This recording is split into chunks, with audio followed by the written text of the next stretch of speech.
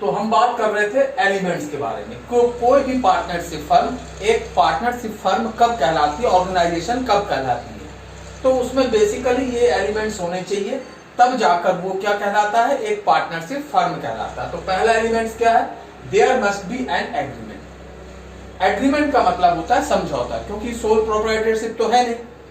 अब इसमें more than 1 person है, मैक्सिमम 50% हो सकते हैं, तो वो आपस में एक समझौता करते हैं, इसी को हम लोग एग्रीमेंट के नाम से जानते हैं। ये ऑन पेपर भी हो सकता है, रिटन भी हो सकता है और बाय ओरल भी हो सकता है। The agreement must be to share the profit of a business. अब उस एग्रीमेंट में क्या होना चाहिए, प्रॉफिट शेयर करने के बारे में होना चाहिए कि वो प्रॉफिट जो होगा फर्म को या लॉस होगा उसको किस वे में शेयर करेंगे, किस हिसाब से आपस में बांटेंगे, किस हिसाब से वो एक दूसरे को डिस्ट्रीब्यूट करेंगे। Third, the business must be carried on either by all partners or any of them acting for all. वही है, उस बिजनेस को एक बंदा या सब एक दूसरे के लिए क्या करेंगे, कैरिड करेंगे, चलाएंगे, सभी उसमें पार्टिसिपेट कर सकते हैं या एक बंदा उसमें पार्टिसिपेट कर सकता है। ये इसके बेसिक एलिमेंट्स हैं जो कि एक पार्टनरशिप फर्म में होना चाहिए। इसके बाद बारी आती है नंबर ऑफ पार्टनर्स, कितने मेंबर्स होना चाहिए। At least 2 and maximum partner is new restricted to 50। Rule 10 of company act 2014। अब कंपनी एक्ट 2014 के हिसाब से इसमें मिनिमम 2 लोग हो सकते हैं और मैक्सिमम 50 लोग इसमें पार्टनर्स हो सकते हैं। फिर बारी आती है फीचर्स की। इसमें कौन कौन से फीचर्स होने चाहिए। पहला, 2 और मोर पर्सन होना चाहिए, यानी मिनिमम 2 और मैक्सिमम जैसे बताया 2014 के हिसाब से 50 होना चाहिए। एग्रीमेंट होना चाहिए। तीसरा, लॉफुल बिजनेस होना चाहिए। चौथा, प्रॉफिट शेयरिंग होना चाहिए इसमें कि किस हिसाब से प्रॉफिट को डिस्ट्रीब्यूट करेंगे वो आपस में। म्यूचुअल एजेंसी होती है, ये आपसी म्यूचुअल अंडरस्टैंडिंग के हिसाब से वो काम करते हैं, एक दूसरे की राय लेकर। नो सेपरेट एंटिटी नहीं होती इसमें किसी की भी, वो एक फर्म के एक उस ऑर्गेनाइजेशन के नाम से क्या करते हैं, काम करते हैं। Unlimited liabilities. अनलिमिटेड लायबिलिटीज का मतलब क्या होता है, पार्टनरशिप फर्म में चूंकि मोर देन 1 पर्सन वर्क करता है, अब एक पार्टनर अगर कोई काम करता है तो उसकी जवाबदारी, उस काम का रिजल्ट की जवाबदारी सारे पार्टनर्स की होती, चाहे वो प्रॉफिट हो, चाहे लॉस हो या अदर काइंड्स ऑफ लायबिलिटीज हो। और अदर और भी बहुत सारे फंक्शन है जिसमें कि हम लोग इसमें इंक्लूड करते हैं, तो ये चीजें फीचर्स में आती हैं। अब बारी आती है पार्टनरशिप डीड और एग्रीमेंट की। अब पार्टनरशिप डीड और एग्रीमेंट क्या चीज है, जैसे मैंने बताया कि इसमें मोर देन 1 पर्सन होते हैं और मैक्सिमम 50% होते हैं। अब इनके बीच में एक म्यूचुअल अंडरस्टैंडिंग क्रिएट करते हैं ये आपस में, जो ओरल भी हो सकती है, बाय रिटन भी हो सकती है। इसी को हम लोग पार्टनरशिप डीड या एग्रीमेंट के नाम से जानते हैं। अब इसमें क्या है, उसके डेफिनेशन क्या है, between the partners pertaining to the rights and duties of partners is known partnership deed। तो इसमें उनकी ड्यूटीज और राइट्स के बारे में इंफॉर्मेशन प्रोवाइड की जाती है, उसी को हम लोग क्या कहते हैं, पार्टनरशिप डीड के नाम से जानते हैं। ये रिटन भी हो सकती है, ओरल भी हो सकती है। इसके बाद बारी आती है कॉन्टेंट्स। कॉन्टेंट्स में क्या क्या आते हैं, पार्टनरशिप डीड में क्या क्या चीजें इन्वॉल्व की जाती है। जैसे अब 4 लोग हैं, फर्म का नाम डिसाइड करना है, तो एक की मर्जी से नहीं होगा, वो चारों बैठ के डिसाइड करेंगे कि फर्म का नाम क्या होगा। तो पहले name and address of firm, second name address and occupation of partners, यानी जो पार्टनर इन्वॉल्व हो रहे हैं इस बिजनेस में उनके नाम क्या है, उनका एड्रेस क्या है और ऑक्यूपेशन क्या है, क्या करते हैं। The amount of capital to be contributed, अब जो पार्टनर्स इस बिजनेस में इन्वॉल्व हो रहे हैं वो कितना कैपिटल इंट्रोड्यूस कर रहे हैं बिजनेस के लिए, किसका कितना हिस्सा पार्ट कैपिटल में होगा। Rate of interest on capital loan and drawings, अब अगर पार्टनर्स को इंटरेस्ट पे करती है ऑर्गेनाइजेशन, चाहे वो कैपिटल पे, चाहे वो ड्रॉइंग पे, चाहे वो लोन पे, तो वो रेट ऑफ इंटरेस्ट क्या होगा। इसके बाद सैलरी, कमीशन, एक्स्ट्रा। अब इसके बाद अगर पार्टनर्स को आपको जो लोग कुछ काम करते हैं, कुछ लोग काम नहीं करते हैं, क्योंकि क्या पार्टनर जो होते हैं कुछ स्लीपिंग पार्टनर कहलाते हैं, कुछ एक्टिव पार्टनर कहलाते हैं। अगर एक्टिव पार्टनर बिजनेस एक्टिविटी में पार्टिसिपेट कर रहा है तो उसको सैलरी देना है तो कितना देना है, कमीशन देना है तो किस बेस पे देना है, इन सब चीजों को डिस्क्राइब किया जाता है। फिर उसके बाद प्रॉफिट लॉस शेयरिंग रेशियो आएगा कि अगर पार्टनर कैपिटल इंट्रोड्यूस कर रहा है, कितना कर रहा है, उसको उसका प्रॉफिट शेयरिंग रेशियो किस हिसाब से दिया जाएगा। After then duration of partnership, partnership की ड्यूरेशन कितनी होगी, 4 महीना, 6 साल, 1 साल, ऑल लाइफ, तो ये ड्यूरेशन भी इसमें मेंशन किए जाते हैं और अदर इंफॉर्मेशन भी इसमें इन्वॉल्व किया जाता है कि कोई न्यू पार्टनर अगर बिजनेस में एंटर करेगा तो उसको कैसे ट्रीट करेंगे, कोई पार्टनर अगर बिजनेस छोड़ के चला जाएगा तो उसको कैसे ट्रीट करेंगे। तो ये सारी चीजें कंटेंट्स में पार्टनरशिप डीड में इन्वॉल्व किया जाता है, इंक्लूड किया जाता है। इसी के आधार पर ही ऑर्गेनाइजेशन को एट ए फ्यूचर में ऑपरेट करते हैं पार्टनर। अब आगे बारी आती है, अगर ये तो पार्टनरशिप डीड की बात हो गई, अब अगर किसी बिजनेस में पार्टनरशिप डीड नहीं है, उस कंडीशन में हम लोग बिजनेस को या प्रॉफिट एंड लॉस को किस तरह से हैंडल करेंगे या किस तरह से ट्रीट करेंगे। तो पहला कंडीशन, अगर पार्टनरशिप डीड नहीं है या अब्सेंस है तो किसी भी पार्टनर को किसी भी तरह का रेम्युनरेशन, सैलरी, कमीशन पे हम नहीं करते हैं। सेकेंड थिंग इज, अगर पार्टनरशिप डीड अब्सेंट है या साइलेंट है तब हम किसी भी पार्टनर को इंटरेस्ट ऑन कैपिटल नहीं पे करते हैं। हाँ, अगर कोई पार्टनर बिजनेस को लोन अलाउ करता है या देता है तो उसमें 6% फिक्स रेट है, ये 6% की रेट से उसको हम सिर्फ इंटरेस्ट पे करते हैं। थर्ड, जो प्रॉफिट एंड लॉस जो हम उनके कैपिटल रेशियो में बांटते हैं, अगर जिस रेशियो में पार्टनरशिप डीड में लिखा गया है या इंक्लूड किया गया है, और अगर पार्टनरशिप डीड नहीं है तो प्रॉफिट एंड लॉस को भी पार्टनर में इक्वली शेयर किया जाता है। क्लियर?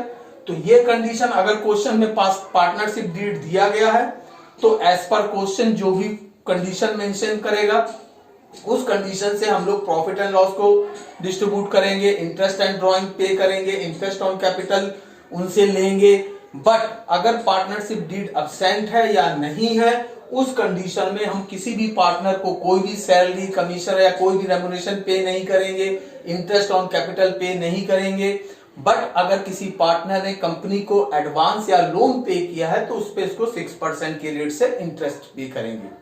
और प्रॉफिट एंड लॉस को सभी पार्टनर्स में इक्वली डिस्ट्रीब्यूट कर दिया जाएगा, चाहे वो 2 पार्टनर हो, चाहे 4 हो, चाहे 6 हो। जितना भी प्रॉफिट होगा सबको सब में इक्वली उसको डिस्ट्रीब्यूट कर दिया जाएगा। ये तो आपका एक बेसिक फंडामेंटल है थ्योरिकल साइड से। अब हम लोग बात करेंगे प्रैक्टिकल, यानी उनके जो अकाउंट्स बनते हैं।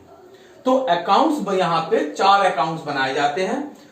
पहला प्रॉफिट एंड लॉस एप्रोसिएशन अकाउंट, दूसरा फ्लैक्चुएट कैपिटल अकाउंट, तीसरा current capital account and fix capital account. ये 4 अकाउंट्स यहां पे बनाए जाते हैं। अब ये प्रॉफिट एंड लॉस एप्रोसिएशन अकाउंट क्या है? हम लास्ट ईयर जब फाइनेंशियल स्टेटमेंट बना रहे थे तो वहां पे प्रॉफिट एंड लॉस अकाउंट बना रहे थे, प्रॉफिट एंड लॉस एप्रोसिएशन नहीं बना रहे थे। तो दोनों में डिफरेंस क्या है?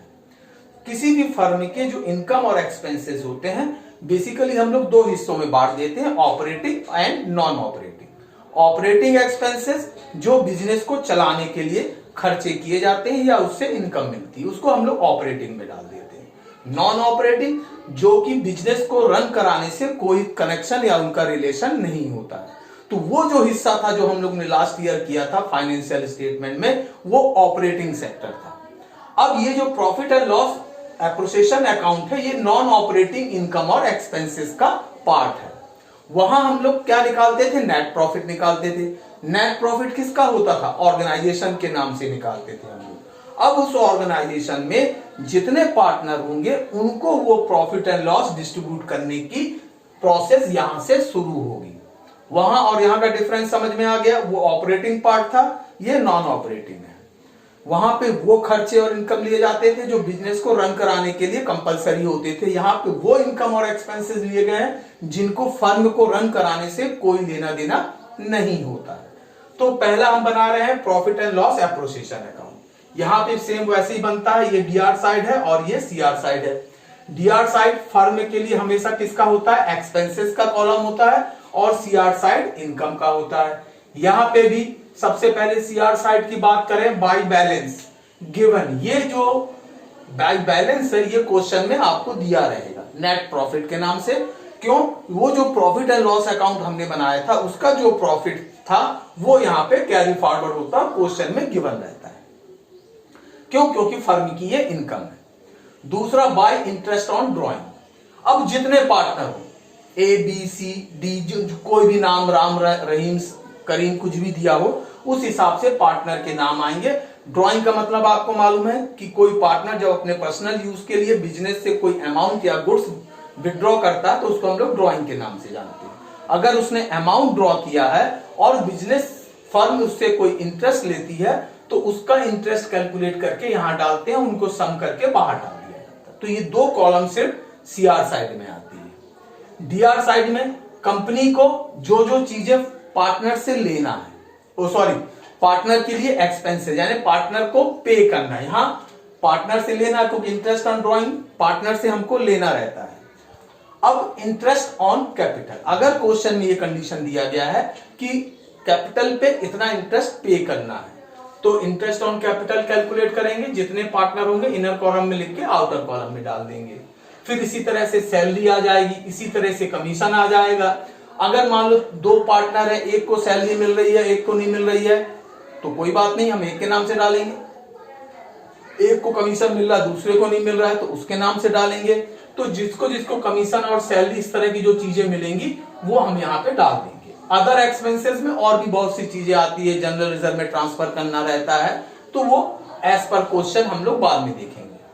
अब इसको जैसे वहां बैलेंसिंग करते थे यहां भी बैलेंसिंग करेंगे, बट वहां क्या लिखते थे, नेट प्रॉफिट। यहां लिखेंगे to profit and loss transfer to partner capital account. अब ये जो कैपिटल, ये जो बैलेंस आएगा क्वेश्चन में आपके रेशियो दिए रहेंगे 5:3, 2:1, 1:2। उस रेशियो में इस अमाउंट को, जो बैलेंसिंग अमाउंट होगा उसको डिस्ट्रीब्यूट करके यहां अंदर डाल देंगे और इनको बराबर कर देंगे। तो ये बन जाएगा प्रॉफिट एंड लॉस एप्रोसिएशन अकाउंट। पहला अकाउंट बन गया, ये फर्म की इनकम, ये फर्म का एक्सपेंसेस। अब इसके बाद बारी आती है फिक्स कैपिटल अकाउंट की। फिक्स कैपिटल अकाउंट बहुत सिंपल है, वैसे ही बनाएंगे हम लोग। पर्टिकुलर जितने पार्टनर होंगे अमाउंट के उतने कॉलम बनेंगे। यहां हमने दो पार्टनर लिए हैं तो दो कॉलम बनाए। यहां अगर तीन पार्टनर होते तो हम तीन कॉलम बना देते। तो ए बी, यहां भी ए बी यानी अमाउंट के दो कॉलम। अब सबसे पहले बाय बैलेंस। बाय बैलेंस में ओपनिंग कैपिटल जो क्वेश्चन में गिवन रहेगा उनको पहले डाल देंगे। फिर बाय कैश। बाय कैश का मतलब है एडिशनल कैपिटल। अगर किसी पार्टनर ने कोई एक्स्ट्रा कैपिटल बिजनेस में इंट्रोड्यूस किया है तो वो अमाउंट आ जाएगा, इनका सम करके यहां डाल देंगे। फॉर एग्जांपल के लिए ये x है और ये y है तो इनका सम कितना आएगा, x प्लस y।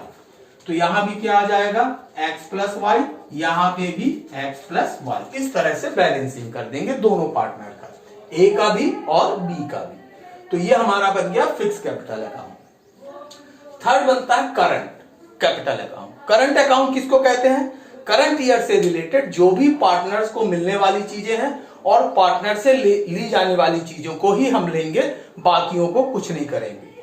तो सीआर साइड में पार्टनर को जो चीजें देना है वो सारी चीजें डीसीआर में आएंगी और यहाँ पे उनसे जो लेना है ये सारी चीजें डीआर में आएंगी। पार्टनर को हमें क्या क्या देना है, पहला इंटरेस्ट ऑन कैपिटल अगर दे रहे हैं तो, सैलरी दे रहे हैं तो प्रॉफिट एंड लॉस एप्रोसिएशन का प्रॉफिट आएगा तो सीआर में जाएगा। कमीशन दे रहे हैं तो यानी जो जो चीजें मिलने वाली चीजें सारी की सारी सीआर में। किसको मिलने वाली, पार्टनर को मिलने वाली। डीआर में पहला ड्राइंग जो उनसे हमें पैसा वापस लेना है और इंटरेस्ट ऑन ड्राइंग उसका जो इंटरेस्ट है जो उनसे हमें लेना है। और अगर प्रॉफिट एंड लॉस एप्रोसिएशन का लॉस आएगा तो वो भी डीआर में आएगा। इसको हम लोग क्या करेंगे, बैलेंसिंग कर देंगे तो हमारा ये करंट अकाउंट बन जाएगा। दो अकाउंट ये हो गए।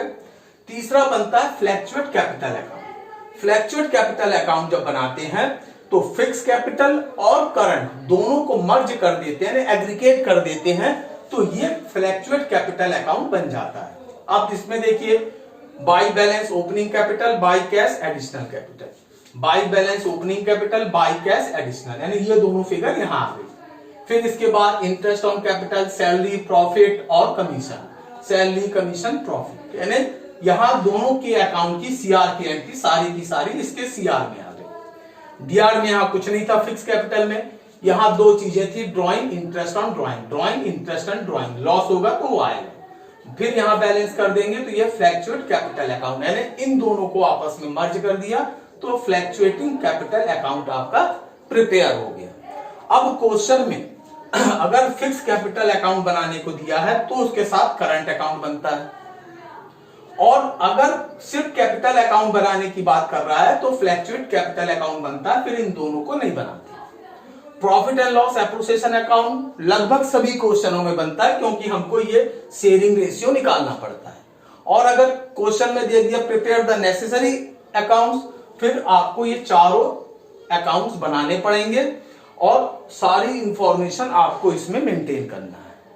तो आज हम लोगों ने ये बेसिक फंडामेंटल का जो बेसिक स्ट्रक्चर था उसके बारे में रीड किया। नेक्स्ट क्लास में जैसे इसमें इंटरेस्ट ऑन ड्राइंग कैलकुलेट करते हैं, इंटरेस्ट ऑन कैपिटल कैलकुलेट करते हैं, ये जो टूल्स हैं किस तरह से कैलकुलेट करेंगे इसके बारे में स्टडी करेंगे। तो ये चीजें बेसिक आप लोग और देख लीजिएगा। Thank you.